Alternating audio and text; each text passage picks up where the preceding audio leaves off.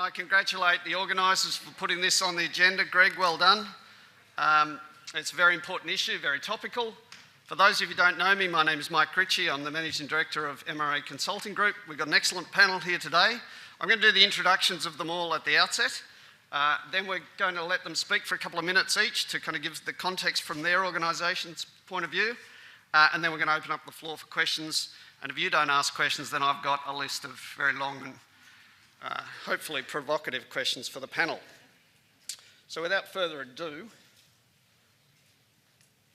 just to set the scene, because I'm not sure everybody in here is fully aware of what China National Sword is. It's bandied around, it's been in the media.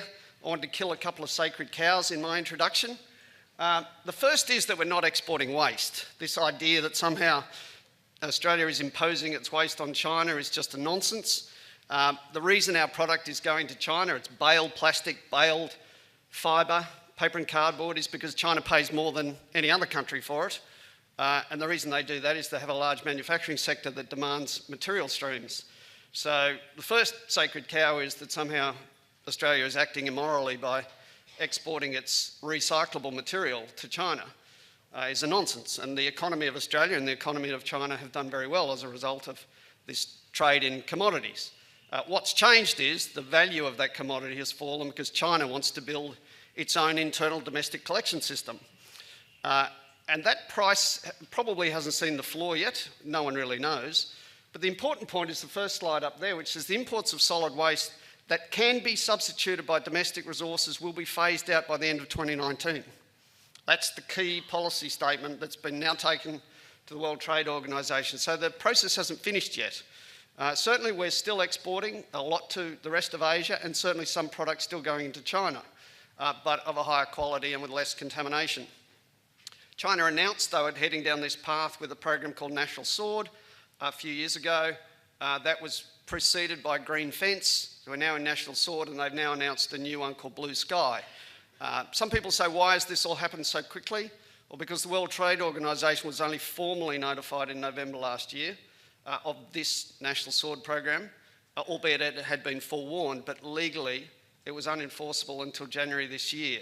So the industry knew that there was something afoot, but under the original Green Fence, China said it would be tighter but didn't impose and didn't regulate nearly as fully as they have now.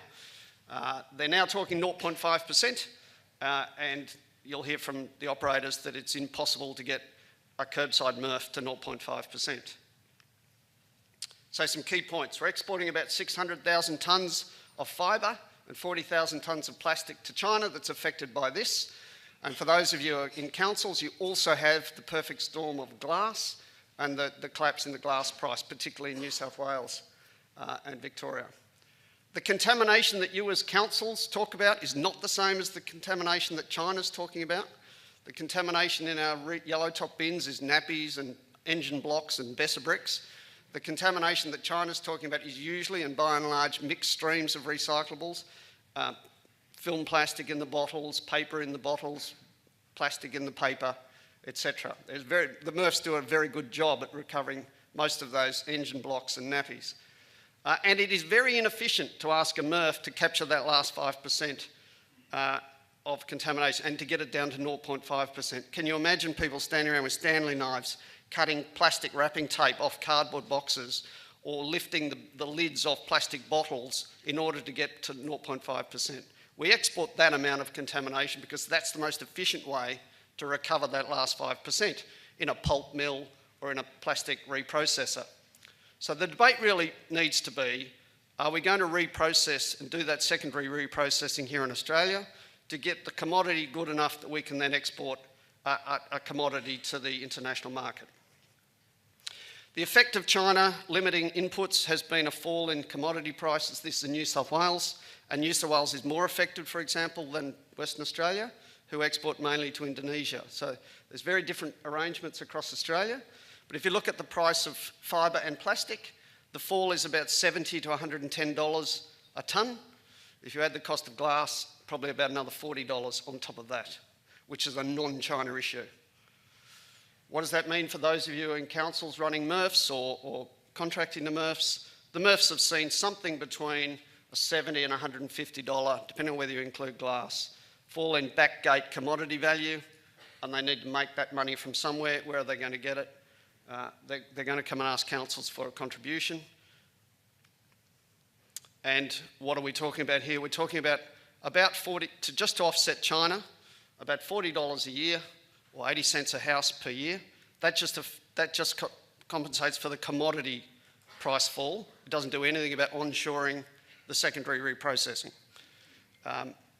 To assist with that, the New South Wales Government has announced a $47 million assistance package. That's both to compensate councils and MRFs for some of that commodity trade loss, but also to start the process of building glass reprocessing plants, building plastic reprocessing capacity, and to some extent looking at fibre. And Victoria's done the same, 13 million. Last slide from me. Short term, what's going on? Councils are negotiating with MRF operators and contractors.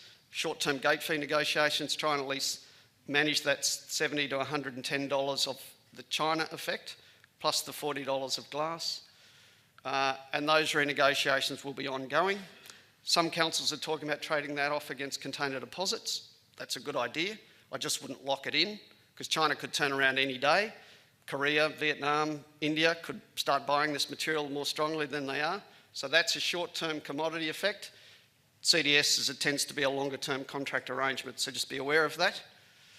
And then mid-term, we need to onshore some reprocessing capacity.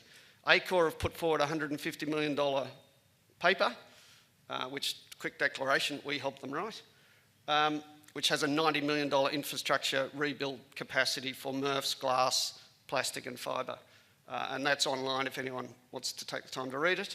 A $30 million positive procurement, working with local government, the states, to actually increase your pull-through of purchasing of glass, sand, of plastic, of reprocessed materials. We need that pull-through to build the demand back up and create a circular economy here in Australia.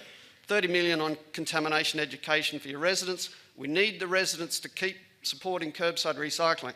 That has got to be the message leaving this room today. Keep recycling. It's a commodity fluctuation. It's not a collapse in recycling. And if the media could stop hyperventilating for a week, that would be great. Yes, it's a crisis, but it's not necessarily locked in. There are plenty of options for us to fix it, and these are some of them. Purchasing policies from government, onshore the reprocessing of particularly fibre, plastic and glass, preferentially buy glass sand, continue exporting to Asia, and use CDS as a short-term price arrangement. That's it from me. I want to now introduce our 6 speakers. Brooke Donnelly is the Chief Operating Officer from Australian Packaging Covenant Organisation. Brooke. Courtney Bertram is the Head of Strategic Waste Programs, New South Wales Environment Protection Authority, the regulator. James Turnell is the Program Leader of Waste Management, Armidale Regional Council, and Deputy Chair of Renew New South Wales. Stan Capan, thanks for coming up, Stan, is the CEO of Sustainability Victoria, will give us a Victorian perspective. Susie Senadisi is the Strategy Manager for Local Government in New South Wales, and Tony Curry is Executive Director, Waste Contractors and Recyclers Association of New South Wales, and they're all in that order to help you with remembering. So without further ado, could I invite Brooke, say a few words, and then we'll go through the panel. Thank you very much.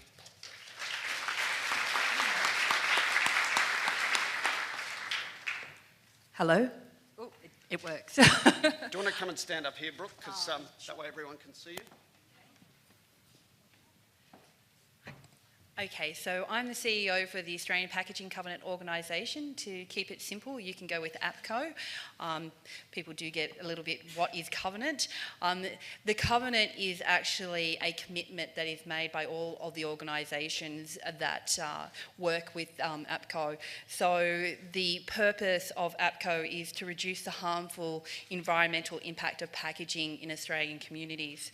The commitment that is made by industry and the organisations that form and work closely with the Packaging Covenant is a shared responsibility model, a collaborative model that drives sustainable packaging outcomes. The Covenant is a co-regulatory organisation, and what does that mean? It means we live in the somewhat uncomfortable space sometimes of working between government and industry. So we are actually accountable to both sides of the fence, both industry and government, and we have accountability and transparency in reporting requirements to both government and to industry. The plan that we work to is based on a 5-year strategic plan, and that plan is developed in coordination with industry and government. Most recently, we are also the organisation charged by all of government, every jurisdiction and federal government, to undertake the delivery of achieving the 2025 target, which is a target to ensure that all packaging in Australia, and that means all packaging that is imported, packaging that is created here, if it comes into this country and lives and breathes as part of a product here, we are responsible for it. And we have been charged with the target of creating the means to make that 100% recyclable, reusable or compostable by 2025. So it's quite a great day for Australia and for our communities in terms of having a hard and fast target to deal with packaging waste in Australia. A little bit about APCO. We are quite a diverse organisation in terms of the organisations and brands that do work with us. We have 153 different ANZIC codes that form the collective group within APCO. Of that, you have waste and recycling, packaging, brand manufacturers, government, and that doesn't include our global and local stakeholders and government partnerships as well. Some of the recent work that you may have seen and the work that we're implementing right now includes a new national labelling program, which is a recycling labelling program for all packaging in Australia, which is currently being rolled out. Also work across problematic material groups, such as some of those that Mike just mentioned, and working on sustainable packaging guideline reviews. So it's a little bit about APCO.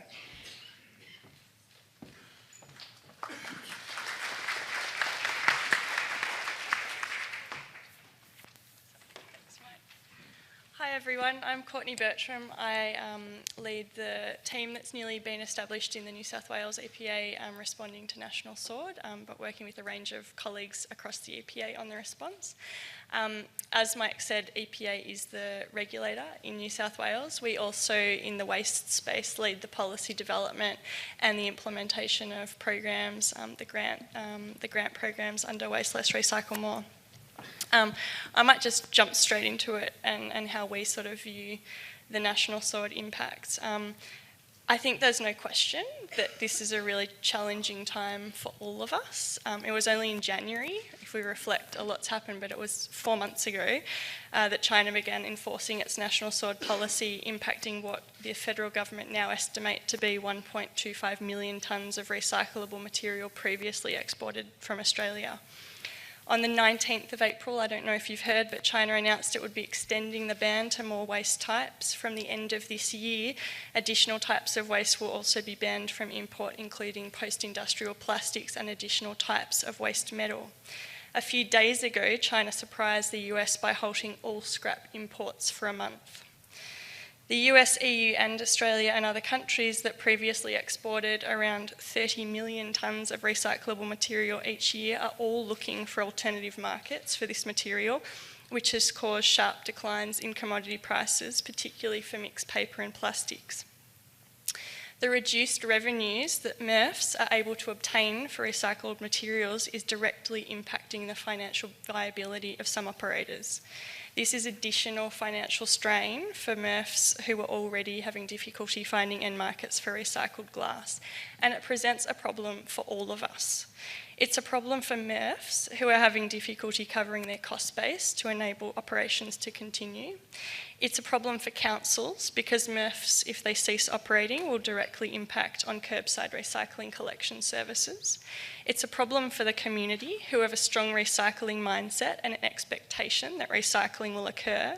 And it's a problem for government because it impacts our ability to achieve our targets of waste diversion and increasing our recycling rates. On the 20th of March, the New South Wales Government announced the release of a one-off package of up to $47 million to support local government and industry to ensure that curbside recycling continues and to promote innovation. We're also considering temporary variations in stockpiling limits, storage at alternative sites on a case-by-case basis where it can be demonstrated that the risk to the environment and community can be appropriately managed. But allowing temporary stockpile increases and addressing the financial pressures on MRFs won't address the underlying problems, which are our reliance on other countries to manage our recycling waste and the vulnerability of curbside recycling, an essential public service to market changes. The New South Wales Government has established an intergovernmental task force to work closely with industry and councils to progress long-term solutions to ensure New South Wales continue its strong recycling record. This includes examining options to increase procurement of recycled products, developing a circular economy policy for New South Wales and promoting national action, and streamlining the approval and operation of new and expanded recycling facilities. We're also continuing to work closely with the Commonwealth Government and other states and territories to progress national solutions to strengthen local recycling industries, develop local markets for recycled products, and retain valuable resources in the productive economy for longer. China's decision, I think, was a wake-up call for us all in how we manage our recycling and represents a unique opportunity for us all to work together to strengthen local recycling and benefit from the significant employment, economic and environmental benefits this could represent.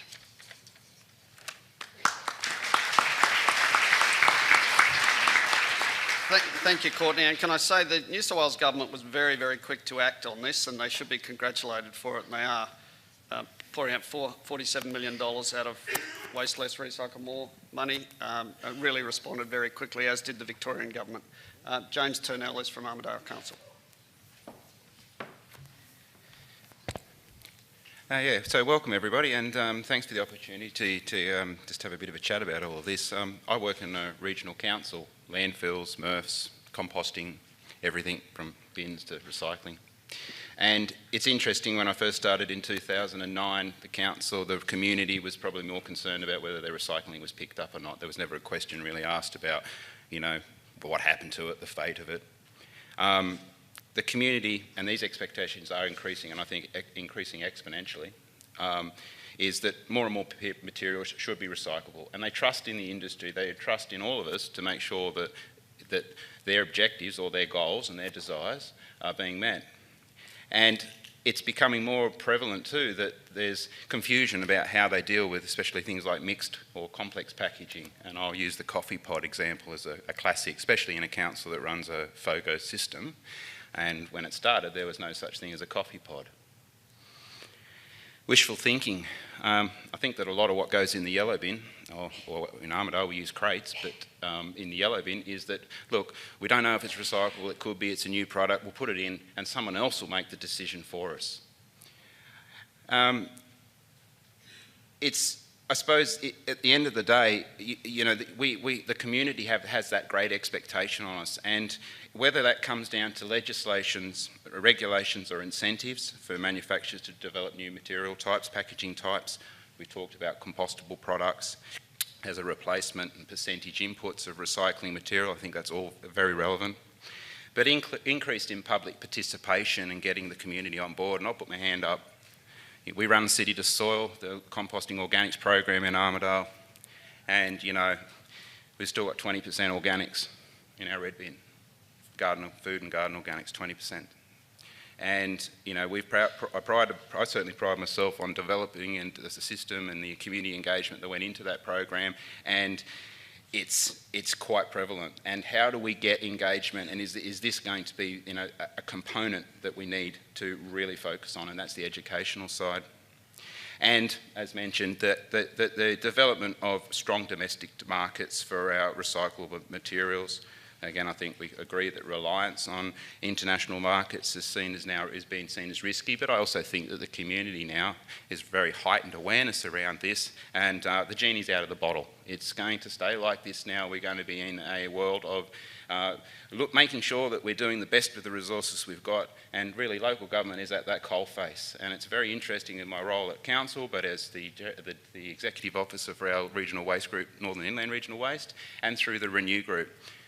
It's an absolute pleasure to work with the crew and in our team, and the passion there will get us through. But listen, we must maintain the trust with the public. That is absolutely paramount. If we lose it, then we're going back decades. Anyway, I'll leave that there, and we'll see how things transit for the rest of the meeting. Stan.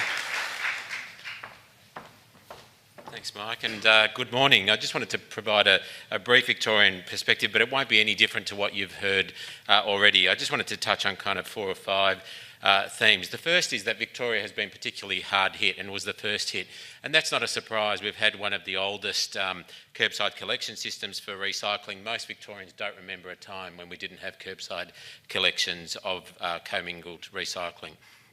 It's affected the community, obviously local government, the businesses that are involved in the sector, and also local and state government. That maturity of the sector, so the fact that we've been recycling for so long, means that one of the things that we often hear at these conferences is that waste is a resource, and we've been beating that drum now for a couple of decades. In fact, what happens when you make a resource out of something that used to be considered waste is that you create a commodity. And what we're dealing with is not different to what's happened in the mining sector. The only difference is the nature and the source of those resources, and that it's coming from an urban community and setting rather than some regional setting or a mine. In terms of the nature of the problem, I think it's incredibly complex, but what I've been impressed with is that there's enormous goodwill from local government, from community, state and businesses to find a solution. So not once have I heard people pointing fingers or blaming each other. In fact, they all recognise the size and the complexity of the problem. In the short term, the Victorian Government has responded, as Mike mentioned, with a short-term support package to transition the industry and, more importantly, local government. So it's $13 million. 12 of that is to reset local government contracts across the state to the 30th of June. And the reset is important because 2/3 of local governments in Victoria are paid a rebate for their yellow bin, so they don't actually pay for the bin lift because of that inherent resource or commodity that's in there. So that reset is something that we think needs to wash through, although that will be difficult, and some councils already in Victoria are passing those costs through. I think the first indication is that it's about $60 a year per tenement, at least in an urban setting. So that will reset the market. $1 million in the short term, $1 million is to support transition, bearing in mind that $1 million doesn't go very far in the waste sector, but that's in addition to $30 million of additional investments in resource recovery, and all of those, which would focusing on e-waste, timber, on some of our other priority products, organics, are being pivoted towards supporting these markets as well. That's been allocated from the Victorian Sustainability Fund. The government also appointed a resource recovery task force in addition to the task force that had already been established to look at stockpiles last year, which will look at the short, medium and long-term support that's needed to local government and to build resilience really in the sector. And I guess that's the key message for me in the discussions we've been having since January with the industry and local government, is that we do need a more resilient sector that is able to not only be more transparent about fluctuations in commodity prices in their contracts, but also that is diversifying where there is not such a concentration, which we have in Melbourne at least, with 3 very large MRF providers, but also an industry that is more resilient in one that has traditionally competed and innovated around price and the lowest price and offtake markets to competing on innovation and competing on quality, because contamination, after all, is a measure of quality of that resource, and I do think that we can do better there. But we're all part of that problem in the sense that we are all customers of this sector, and we have a role in order to assist in fixing it. In the mid to longer term, one of the things that has been unanimous in the stakeholders that we've been working with, indeed I was delighted to hear from the industry, having been cynical for a while, I think, around the concept of a circular economy, is that that is very much emerging as the strongest narrative in Victoria, as in New South Wales and in other places, and that we do need to look for local offtakes. Now, they are resources, they are commodities. I don't live in some fictitious world where we can put a boundary around Australia, because they will ultimately, some of these markets will rebound. But having said that, I do think that there are opportunities for procurement and market development and local value adding, which we need to explore. And so I think you would expect that coming out of the task force and some of our future investments, that there'll be more to say on both market development and government procurement. And of course on waste education, because I think that key issue about source separation and improving the quality of what goes into the yellow bins is going to be an important factor in the future as well. Thank you.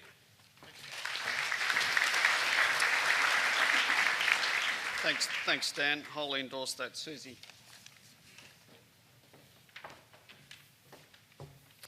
Hi, good morning. So I'm Susie Senadis. I'm with Local Government New South Wales in the Environment Strategy section there.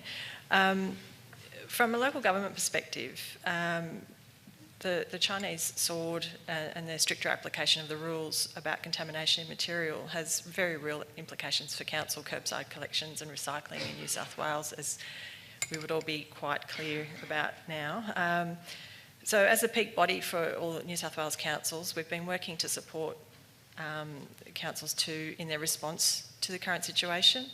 And this includes making sure that state government and the EPA are informed about the scale of the issue from the council perspective, and identifying and promoting solutions.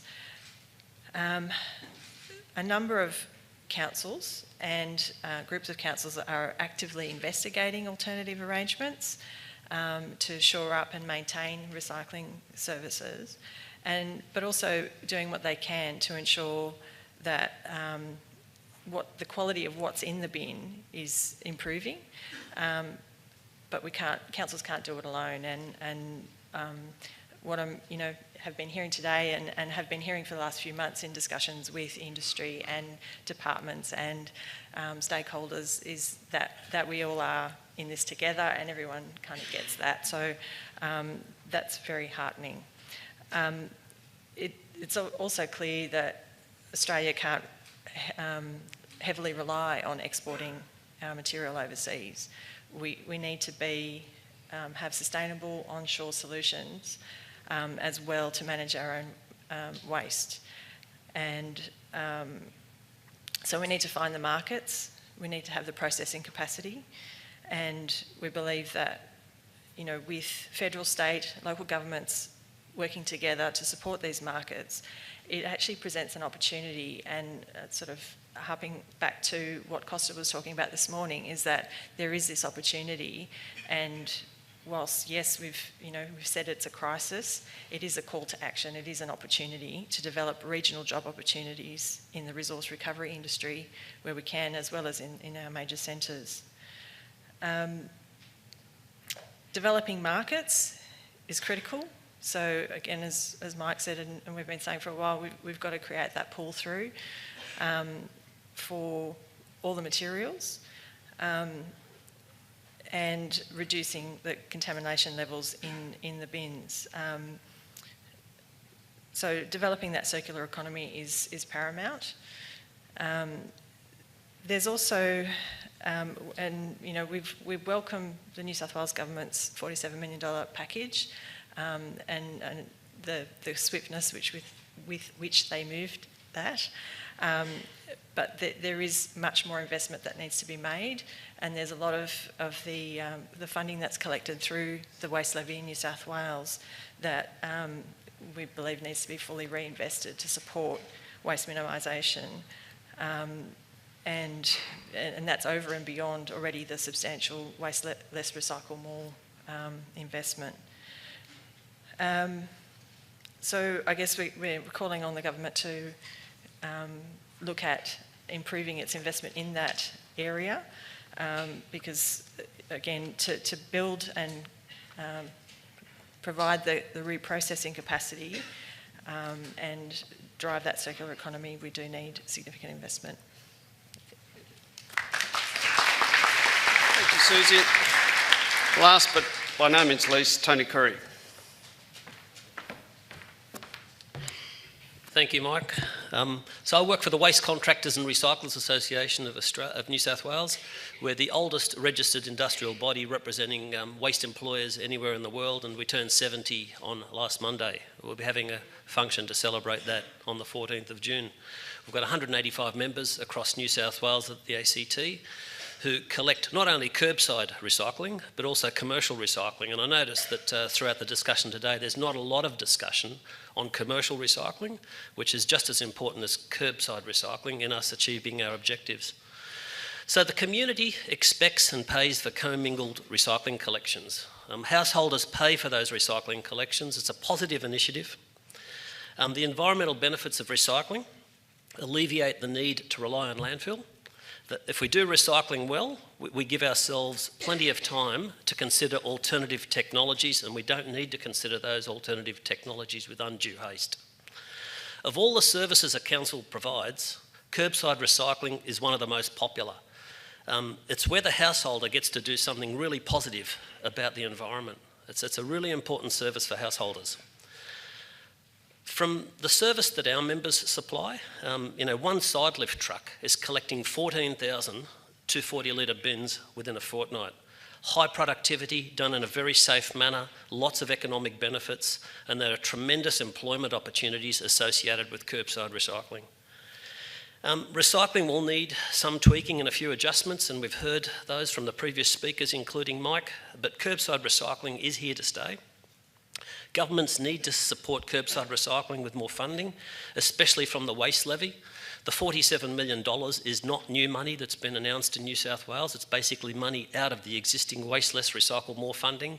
So perhaps there could be calls on the government to do more. Many of us are still unclear about how to access that $47 million, so it'd be good to hear some discussion on that throughout the morning. Householders will most likely need to pay more for recycling. We have long regarded recycling as somewhat of a free service, or a service that can survive off the surpluses from commodity pricing. Well, the Chinese announcements of recent times have thrown that theory right out the door. Governments at all levels also need to support recycling through their purchasing policies, and hopefully we'll have some more discussion on that throughout the morning. Where there are perverse outcomes from laws and regulations, governments also need to move swiftly to act in rectification of identified shortcomings. And I'll give you a couple of examples that have troubled us in recent times. 7 to 8 years in New South Wales for the development of an asbestos protocol for C&D recycling is just totally unacceptable. The lack of action to address the findings into studies funded and initiated by the industry in glass recycling in New South Wales is also totally unacceptable. I mean, we've been talking about these things for a couple of years. Glass has got nothing to do with the China sword. Glass is a problem that we've had here for a number of years. And, we need to all work faster on these solutions, and that's what industry wants. Industry wants to work with government to find solutions to these problems. So thank you, Mike, and I'll hand it back to you. Excellent.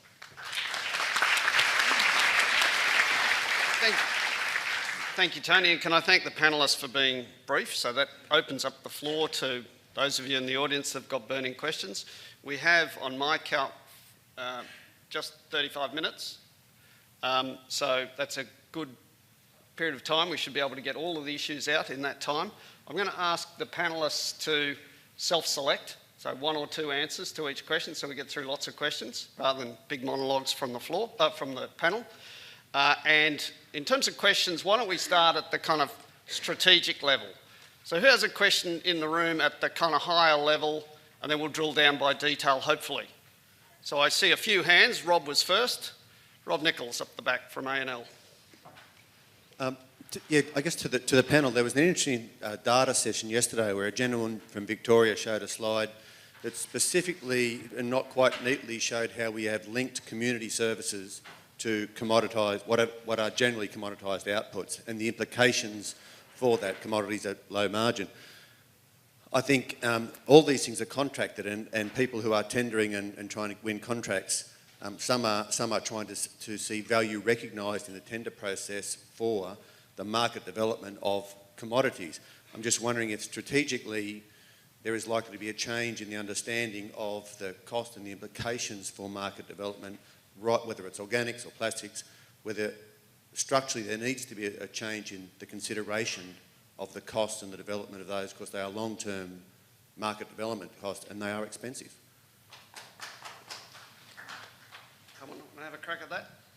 I agree. Look, I think procurement has been moving, although relatively slowly, over the last few years. Last year there was an international standard launched for sustainable procurement, the ISO 2400. I think that kind of sets a benchmark for thinking about environmental sustainability as a value equation rather than just a cost-driven equation. And that was kind of my point about we're actually all part of the problem because we're competing on cost and lowest price. The Victorian government just recently, in fact last week, released this a sustainable procurement framework, a social procurement framework, I should say, that includes environmental sustainability as a weighted value criteria for contracts over $20 million.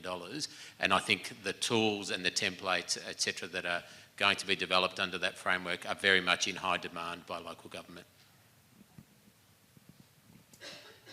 Thanks. I might just add to that. So I guess the New South Wales government's one-off $47 million package was deliberately to make funding quickly available to respond to the immediate financial pressures. In addition to that, they've established an intergovernmental task force comprising 11 organisations from across the New South Wales government. There's a range of work going on. One of those is a group being led by New South Wales procurement, specifically looking at how we can use local and state government procurement and apply that to increase the use of recycled products, recognising that government is a major purchaser and we can use that purchasing power to help stimulate market development. But we need to look at how that is appropriately structured to make sure we get the right outcomes.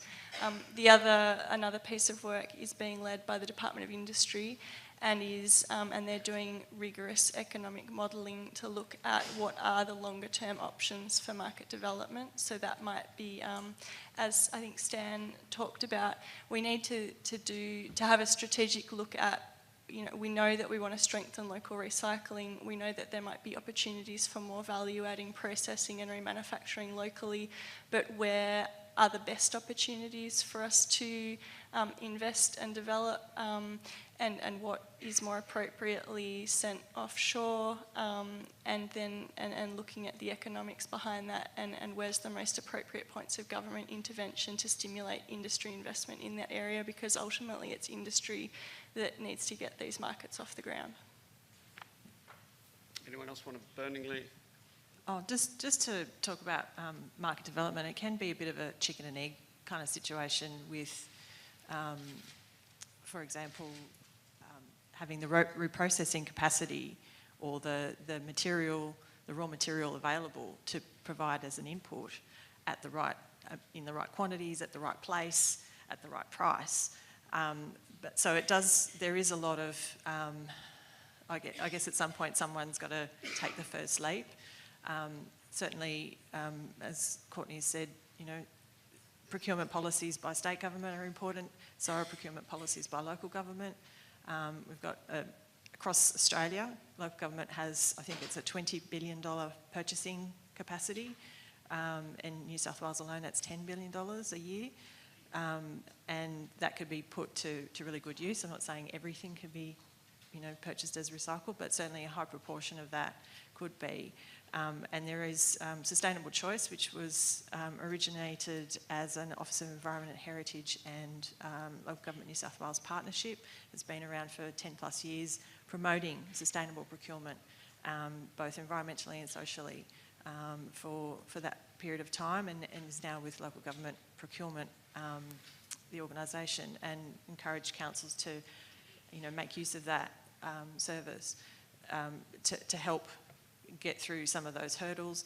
There are regulatory and other hurdles, but certainly I think through the Intergovernmental Task Force, hopefully we can address a lot of those and sort of really get, again, that market creation to pull the material through. There's a couple of 100,000 tonnes of glass fines looking for a home if anybody wants to buy some glass sand. I saw Rose over there holding her hand up before. Oh, you've moved. My question really relates to, are we engaging the packaging industry well enough? With the greatest respect to Brooke and her team and the efforts they've done to get the new covenant strategic plan together and all the rest of it, that covenant's been in place for nearly 20 years. Is the packaging covenant being engaged properly? Are they contributing to the real cost of their materials? It's clear that there's been a market failure, and this is where product stewardship really steps in, where it should step in, is where the value of the commodities falls and there is no market for it. This is where industry, the companies that make those packaging, those materials, should be stepping up. And I know there's plans, there's some work that the covenant's committed to and all the rest of it, but I'm concerned it's still too weak, it's not strong enough. I'm sure there's plenty of local government reps in the room that would endorse that view, but Brooke? Yeah, that one seems to be for me. Okay, I think what's really important here is to clarify the change in the packaging covenant in the last 12 months.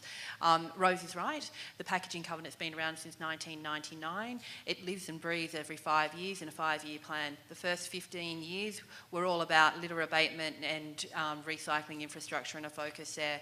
The key change in the last iteration of the covenant was a circular economic approach. Frankly, that means the covenant is an entirely different beast to what it was for the first 15 years of its life.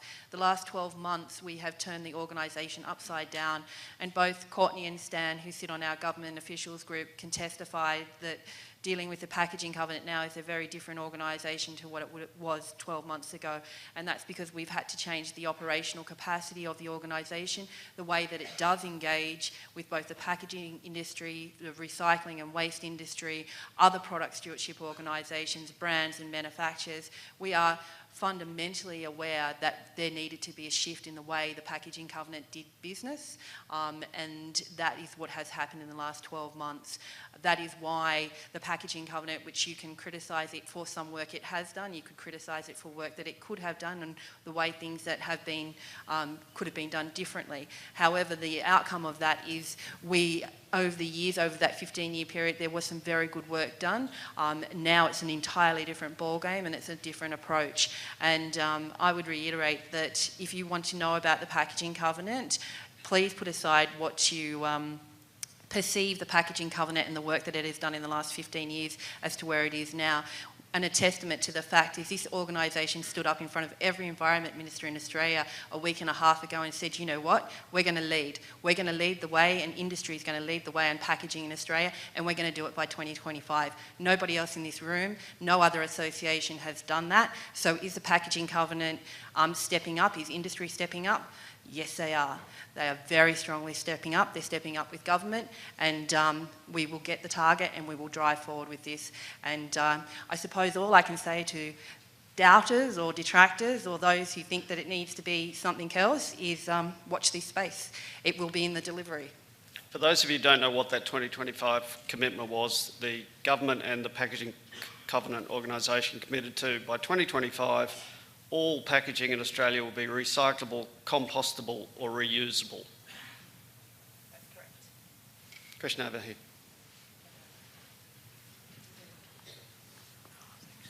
Mike Allen, Hazelden Hillshire Council.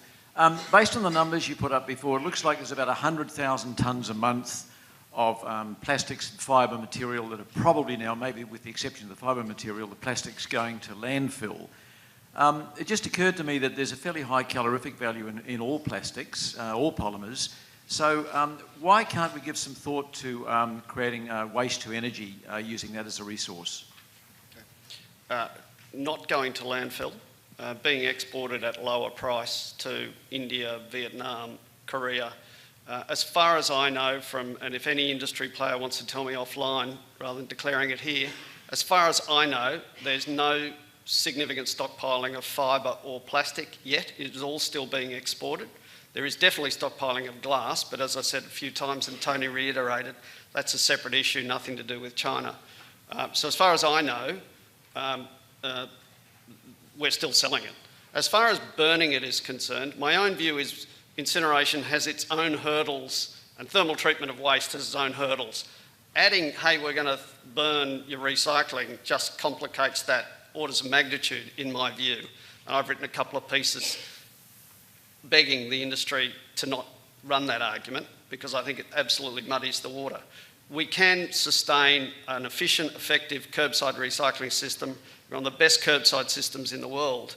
It's going through a hiccup, and we need to manage that by doing some secondary onshore reprocessing and those procurement pull-through initiatives. But I don't think the answer is to collapse curbside into a thermal treatment arrangement. And by the way, the New South Wales government's energy from waste policy specifically prohibits it, so the government doesn't want it either. Does anyone else want to comment on that? Look, energy for waste is probably a better option than landfill, although we've got two problems in Australia. One is that we don't currently have an energy from waste facility, and two is that it's more expensive than landfill. The other significant problem is that the Australian community and politicians remain unconvinced about energy from waste. Energy from waste, once you design a plant and you design its capacity, it has to be fed. It can't be switched off. And it will need to be continually fed with that volume on a regular, consistent, hourly basis, 24/7. So I think we just need to be a little bit careful what we wish for if we think we're going to put recyclables into an energy from waste plant. Yeah, and I'll just reiterate that, like just the conversations within the circles that that I'm involved in, I just don't think you've got a public licence to even go down that road at the moment. There might be an argument for waste-to-energy facilities for things like tyres through pyrolysis, and where we know that there's quite a clear need, I suppose. But just for your general recyclables, I don't think it's going to get a tick. And certainly in terms of embedded energy and the energy greenhouse gas calculation, it's definitely higher and better use to reuse it as fibre, as plastic, than it is to just extract the energy value. So that's the other side of that argument. I've been reluctant to, I need to put some effort right up in the back corner in the blue shirt. Yep, hand in the air. Can't see you from here, sorry. Very kind, Mike, thank you. I'm Jamie Pitcairn from Ricardo, over here in the UK. What's been very apparent to me over the last couple of weeks, been travelling around, is just the lack of policy. And that's made worse, I think, by the fact that you've got different states doing different things. Just like to ask the panel, what's your view on what do you think what policies are needed, and do you think the ministers have got the stomach to implement those policies? That's one for Stan. Come on. Love policy. Can't squib that one. We've been working on policy, I think, for a long time. I think the policy position on most of these things is unchanged by China. Waste to energy is one on which we have had a traditional support, but it's not articulated in a policy, and that'll be resolved hopefully shortly as well. But I agree with Mike's point, and most jurisdictions, in fact I think all jurisdictions in the country have said they're open to waste to energy, they're not opposed, but not for basically cannibalising the recycling stream. So it'll only be for residual waste if the economics stack up. And if they don't stack up in New South Wales, they almost definitely won't stack up in Victoria. Having said that, there is some sort of smaller scale technologies that might be of interest there. I think the policy positions are clear. It's really about time for action, I think, and they're less about policy and more about commitment. And I think it means that we've got to share some of that commitment. State government, local government, and the businesses. I think we've all got to feel some of that, is my view. Yeah, I just get back onto the organics. Like, isn't it 60% in the red bin without a FOGO is organics? And if we're talking about sending packaging to composting, well, then you have to have a FOGO service to make it work. And that's spread fairly sporadically through New South Wales. Some areas are better than others. But yeah, a consistent message, national consistent message, and then lining up the ducks to say, okay, well, I bang on about coffee pods, they're the bane of my existence. But if I've got a trial running at the moment with our FOGO system where we've got residents collecting all of their compostable coffee pods, PLA, and we're trialling to see how quickly and how well they break down in our systems. But it's all sort of fairly cutting edge stuff, and like, yeah, I think the policy setting is in the organics area. Question, it's not really one about energy from waste, but I'm just thinking about lack of drivers. You're mentioning about trying to develop a domestic recycling market. but there's no overarching greenhouse gas emissions reduction target. There's no target to mandate source segregation of waste for councils or for businesses.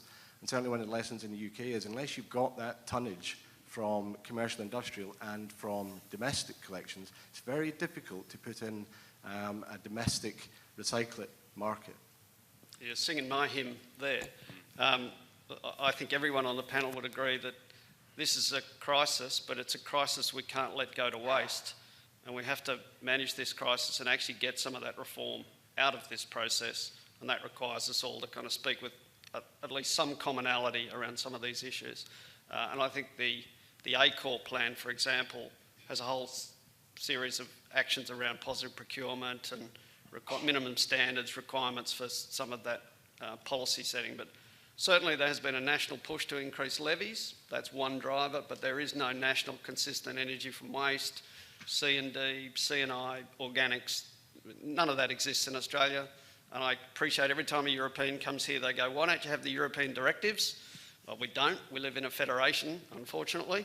And we all keep encouraging the federal government to enter this space because it needs that national coordination. So that's one for Stan and his colleagues to pull together. Just to add, in terms of policies that are needed, or it's probably more than a policy, but mandating recycled content in products, and also even looking towards simplification of product material construction, let's put it that way.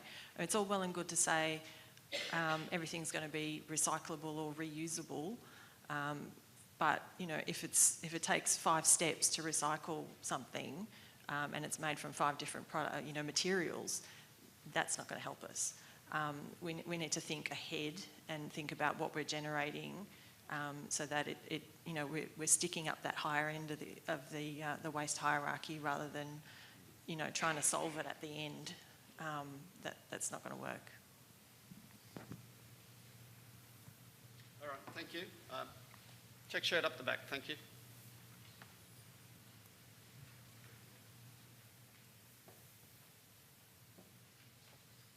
Thanks, Mike. Brendan Lee from Closed Loop Environmental Solutions.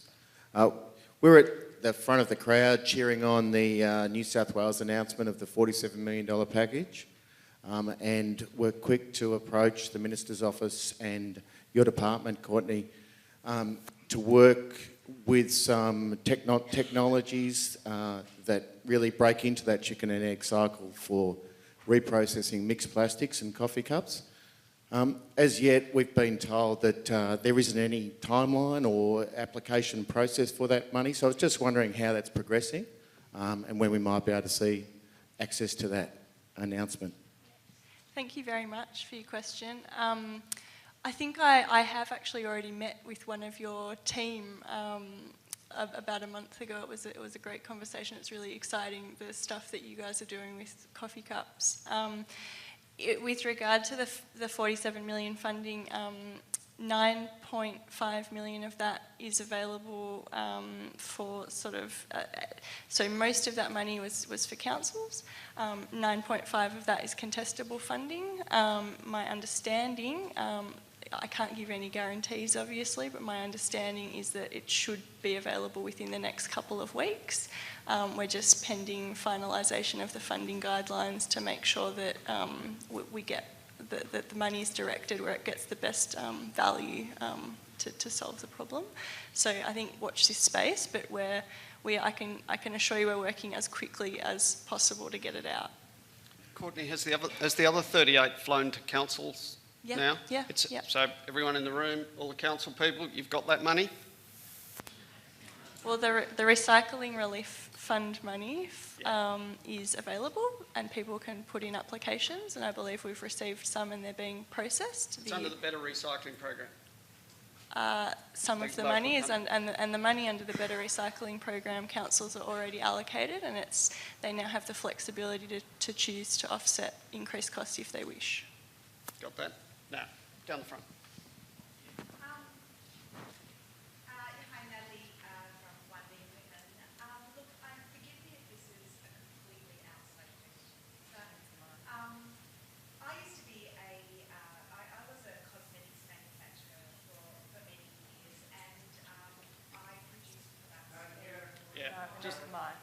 The mic's coming. Natalie, 1 Million Women. Yeah, I was saying, forgive me if this is an outside question, but as a former cosmetics manufacturer, I manufactured for all the big department stores, Kmart, Target, Woolworths, you name it. And our focus was Christmas products. And so by the time my products got on the shelf, they were covered in layers and layers and layers of plastic. And when I would first go to the department stores, to the buyers with my products, they would have no packaging. And so through the course of the year, it was, that needs to be in plastic, that needs to be in a plastic box, that needs to now be in a plastic outer, and that needs to be put in a plastic tray, and then that needs to be covered in plastic. And then you can deliver it to us. Is there, does anyone in the waste industry have this conversation with the department stores to talk to them about that this kind of pressure has got to stop, and that over-packaging, particularly around Christmas time, which is totally crazy, has got to be reduced? Yeah, it's a key role of the packaging covenant is to work with industry to reduce packaging. The space that you're talking about, B2B, is quite interesting.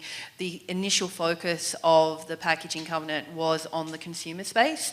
So it's only been in this last new iteration of the covenant that the mandate for the packaging covenant has extended to include B2B.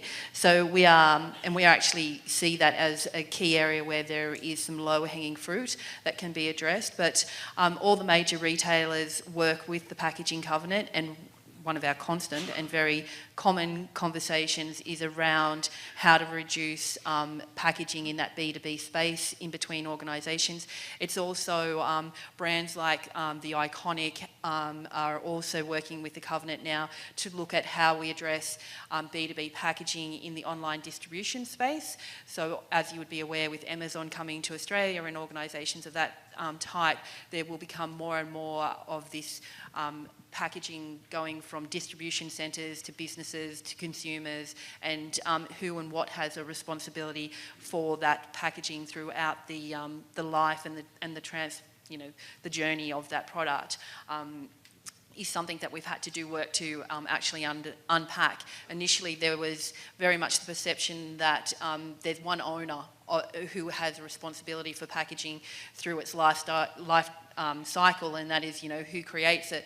But you now get into this complex area where you go, okay, well, if I'm a manufacturer and I create it, then I have a responsibility for this part of the value chain. Then it goes to a distribution centre and they have ownership of it, and if they repackage it, then that can't be the responsibility of the manufacturer. It has to be the responsibility of, the repackers and stuff like this. So this has been an area in which we've had to do some work in terms of unpacking, if you like, who has responsibility at which stage, which is where we've had to do a lot of work around, and the expansion of the covenant has started to happen, bringing more organisations into this space to take responsibility for that over-packaging that happens in that B2B space. It's also a great opportunity.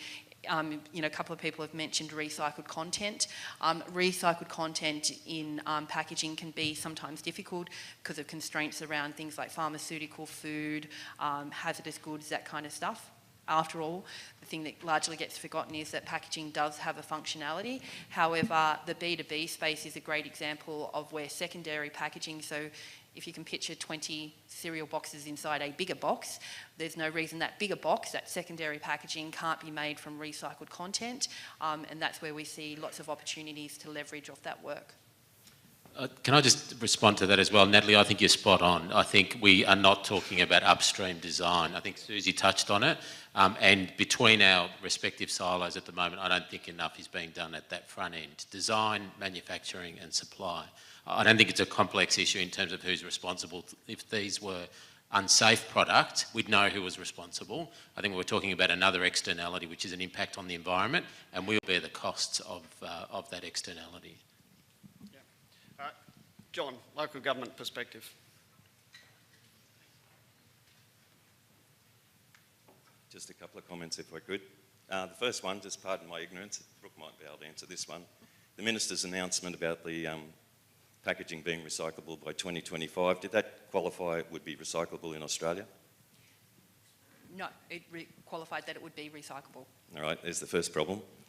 Second one, I'm going to get off some Christmas card lists, I can tell. A couple more sacred cows. Sorry. Courtney, congratulations and commiserations. The second point is the $47 million rescue package. The Minister for the Environment, Local Government and Heritage, who shall remain nameless, did mention that, and the fine print, I think, said that money will be available to levy-paying councils through the Better Waste Recycling Fund, which has already been issued to them, already been allocated, already hired staff to deal with that, and we as a small, poor, cash-strapped regional council, according to our budget for 2019, I found out yesterday, says that we got $115,000 that's already committed. I also got a note from our contractor yesterday saying they need to put up the material recycling processing fees by about 3 times. That has about a net impact of probably close to $1.5 million for the year for us.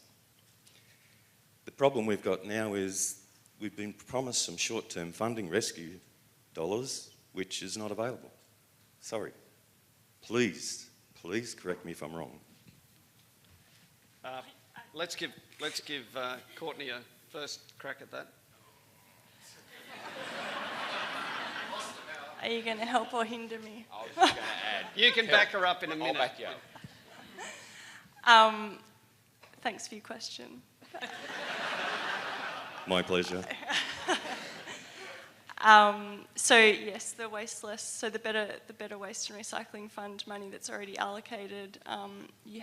If you have plans for that money already, that puts you in a difficult position. I think that, I mean, this is where the rubber hits the road with all of it, right? But I think New South Wales, MRFs and councils are in a fortunate position that the first CDS revenue payments are coming shortly. And I would hope that you're working with your MRFs to not only talk about gate fee increases, but also those refunds and how they're shared. And I would expect that that would assist you, in addition to using the refunds from Better Waste if you wish. Hold Yes. that thought. Let's give James a go. I'll give you another shot. I'm in one of those councils that have been merged recently. Our elected members came in September. Charges, we're talking about charging the residents more money. Ain't going to happen in a merged council at the moment. So I just think that that's another complexity that we've got to think about. And with respect to the refund sharing agreements and the CDS, well, what came first? I mean, we knew CDS was coming. We were already talking about refund sharing agreements, and then China Sword comes along, and that refund sharing agreement's now going to, and we're all in different situations. I own the MRF, I have a contractor that runs it. We've got myriads of different contracts and arrangements out there that affect the whole myriad of different outcomes that's going to happen with this. So I'm just a little bit concerned that we've got a lot of things coming to a head at once, and I don't know if the omelette's getting awfully scrambled. Yeah, it was hard to do CDS negotiations before. It's now harder. But I did make the point, and I'll make it again. If you are in those deliberations, think seriously about keeping those as separate commercial transactions, because one's over a long period and one's potentially a commodity movement that may or may not wash through, nobody knows, in a shorter period of time. So yes, you can offset the money, but I wouldn't make it the same contractual deal. But anyway, over to you, John. If I may go on. To get real about this, we have a serious timing problem here. We have a short-term crisis where we don't have the funding. We can't, as James says, we're a merged council. We can't put up the rates, the waste rates by 20%, which we'd have to. That's not on. So we've got a short-term problem. The longer-term problem with having the feds, the state and local government, WACRA, and the regulators all sitting in the market, around the table trying to work out what's the longer-term solutions is a good initiative. But it's a long-term solution that needs to happen now as part of the problem. we've really got to get moving very, very quickly. This issue is actually ticking away, and the note from our contractor says, we're putting up your rates as of 1st of April. Retrospective. Happy April Fool's Day. We can't wait for 2 or 3 or 4 years for long-term solutions. We need them now. Tony, you've been very quiet. Yeah, no, look, John, you mentioned that WACRA was involved in the discussions. I'd like to think that we were, but it is an intergovernment task force that is addressing these issues, okay? So industry's not involved, industry's not being consulted, and it's really the government, through their task forces, that are trying to work out solutions to these issues. So I'll just leave it at that. It's a short response, John. And I think that's been the fundamental problem. The task force that have been set up in the past to deal with some of the bigger issues, national, if not state, haven't had the right players around the table. And I don't think anyone in the marketplace has been around the table, and that's the very issue we're talking about is the fundamental problem. It's the marketplace. So we need to get the right people around the table. Anyone else want to comment? I would just say that we're developing...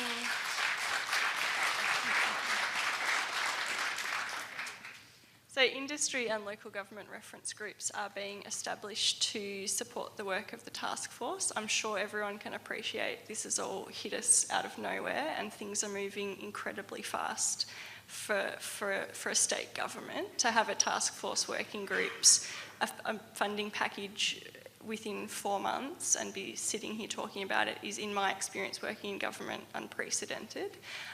So I think don't lose sight of that. I'd also say that we're very happy to work with councils and are in ongoing conversations with many councils and MRFs about their immediate problems. And if you want to reach out to your regional waste coordinators or reach out to the EPA, we're very happy to talk to you about it.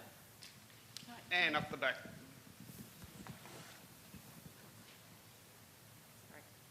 There was someone here.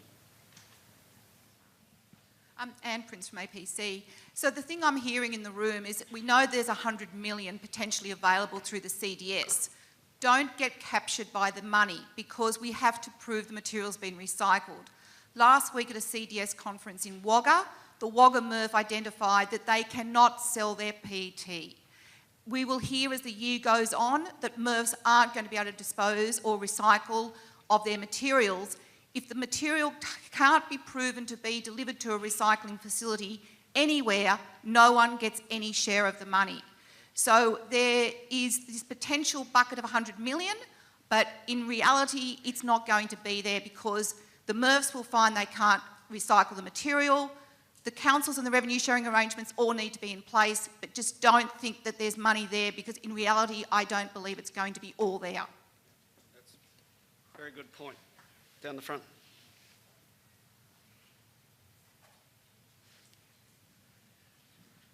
I'm conscious of the time. We're finishing at 12:05, so if you've got a burning question, make sure you get your hand up early. Yeah, I'm Tom Millican from the Metropolitan Waste Resource Recovery Group in Melbourne, and thanks for your answers. I'm amazed how similar the response from New South Wales and Victoria has been, and that's good. And I know Brooke talked about the packet, what came out of the ministers and the federal ministers the other week, and that was a good step forward. But given this decision by China was made by their national government, isn't it our national government's responsibility to lead the response? Yeah, absolutely. You know what, this is, and I think this goes back to the previous question as well, about having the right people around the table. This is about collaboration. The temptation, and I know because I stand in the house that sometimes gets the rocks thrown at it, is to reach down and throw a stone. Before you do that, think about what our role is, your role is, mine, everybody else's, and what we all can contribute, because this is not going to be resolved by hitting the waste and recycling industry hard and making them accountable, or by government, or by consumers, or by brands, or by the packaging covenant. What it will be is everybody contributing an equal part and playing the role and doing and having the greatest impact they can. Any one element is not going to resolve it. There is no silver bullet. There isn't a simple answer. It is a complex area that requires deep collaboration, and the question one should ask themselves before, the criticism begins is, well, what can I do to help? Because this has got to be solved by all of us, and it is, federal government's got to step up, all the jurisdictions do, industry has to, consumers have to. No point in, recycling something if you haven't got an end market to put it to that people want to buy it from. No point in having the best curbside capability if people don't know what's got to go in curbside and you're not educating them. So it's got to be about design out as much as we can, get as much waste out of the waste stream as we can. We want a smaller, cleaner waste stream. That's what we need. And then you want to talk about education. What do consumers do? What do industry do? And then end markets. How do you create something that's sustainable and viable? Tony, I think, and then Darren. And then I'll come this way. Pat. Machine gun questions, machine gun answers. We're running out of time. Machine gun for you, Mike. Tony Wilkins, I represent Australia's newspaper and magazine publishers from News Media Works. Just a controversial question to you. And I'm going to give you the advice that was put forward in the US by the Pratt organisation, which I think deserves some consideration. That's maybe we need to collect less for recycling, but better quality. What you're paying for now is collecting rubbish with recyclables in a recycling bin. Now, I'd like your opinion on that, collecting less, which is a bit controversial, but think of it also in a couple of corollaries. One is if we have 240-litre garbage bins and we reintroduce those, Solo told me the numbers, when they went from 240 to 120, they doubled their contamination from 7.5 to 15%. And Prince will give you other numbers, but that's the general thing. We can immediately improve quality and we can collect a little less rubbish. Got it. Yep. James. All right, so we run crates in Armidale, source separated crates, paper separate from containers and glass. We're still getting a good price for our paper. Yes, it's old, it's antiquated, whatever you want to call it, but it seems to be working. I think that, look, do we give up on glass? I don't know. I mean, at the end of the day, that you might be right. There might be things that we just have to turn around and go, well, while there's a market, it's identifiable, yep, that's the education that goes in, and that's what we get. We have that honest conversation with the community. And that was my point before about transparency, is that if we say we're going to paint a green wall, then paint the wall green, don't go paint it blue, because it's just going to make people distrust. And yes, I think we can do different things at the curbside, but there's a whole lot of myriad of issues about space and residential real estate. Anyway, I'm grabbing Susie, on. did you want to comment on that? Just briefly, I think, as James has said, there is obviously something that we need to consider, but we have invested a lot of time, a lot of energy getting people to understand what they can recycle, but they still have an issue. Not everyone still quite gets it. So there is a place for better education, or more of it, or clearer and consistent messaging, so that it doesn't matter where you go to recycle, it's the same things, I think would certainly help things a lot. Yeah. Darren. Darren Perry Mercado. Building on the last question a little bit, really, we've talked a lot about remanufacturing, finding end markets, but we seem to be missing a little bit this front end in terms of contamination feed through. And I guess a bit equally controversial is it time for a fundamental rethink of the yellow top commingled recycling bin? You only have to point to Europe, some really clear examples of separate collection of materials, high quality, and they're not necessarily facing the same challenges of finding end markets. Well, I'm going to say no.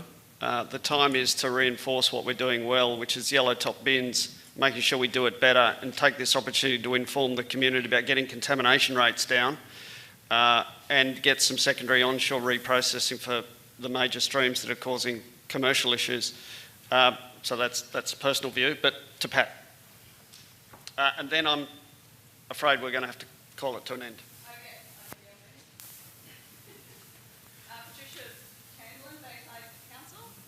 So some of the positions that we're in is similar to what the other councils have expressed. We've already allocated all our waste less recycle money into essential services like problem waste, illegal dumping. We just wanted to ask, as part of the intergovernment panel, is there going to be any consideration that local government might get more of hypothecation of the levy than they're currently getting? We're currently getting 5%, which is the lowest we've had in the last 4 years. And it has been a struggle for us to invest in innovative recycling options when we're, counting every penny.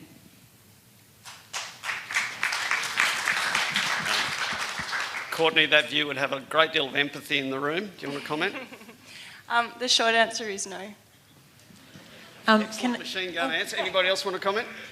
So just to back up what Patricia was saying is in 2016-17, $659 million of waste levy was collected in New South Wales.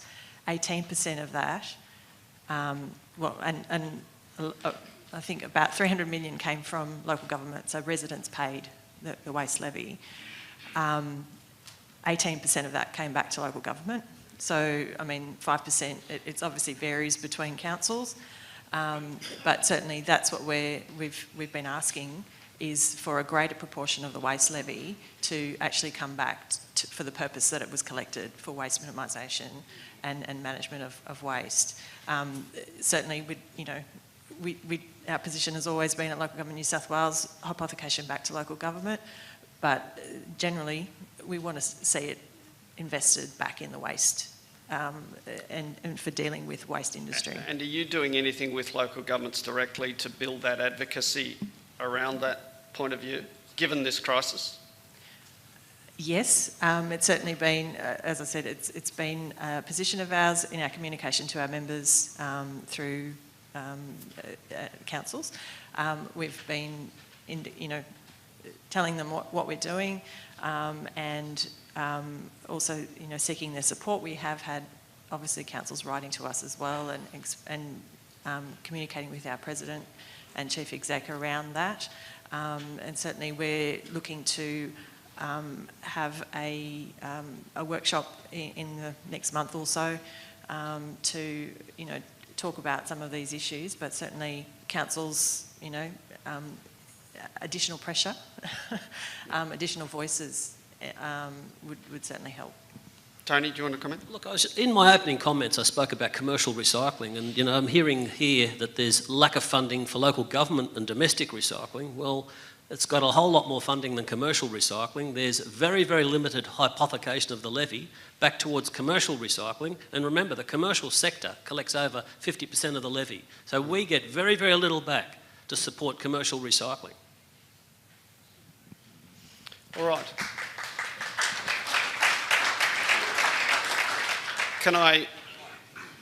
Was that someone yelling out at Mike? Ian, you've got 8 seconds for a comment. He's already been killed by the mic.